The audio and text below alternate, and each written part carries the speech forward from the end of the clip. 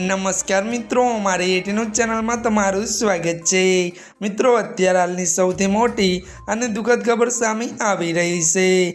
जी हाँ मित्रों, आपने जणावी दीए कि भारतीय जनता पार्टीना उम्मीदवारों उत्तर प्रदेशना मुरादाबाद लोकसभा सीटना पूर्व शासन कुंवर सर्वेश कुमार सिंहનું शनिवारे दिल्लीની all India institute of medical सायन्सમાં अवसान થયું હતું।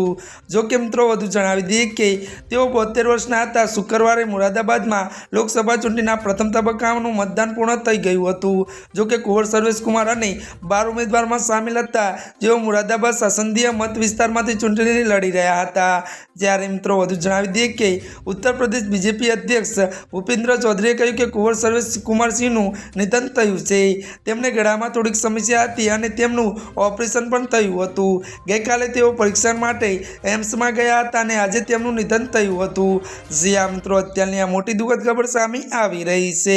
ત્યારે મિત્રો આજના માટે આટલું જ। અમારી ચેનલમાં નવા હોય તો અમારી ચેનલને મિત્રો તમે લાઇક, શેર અને સબસ્ક્રાઇબ કરી દેજો। ધન્યવાદ।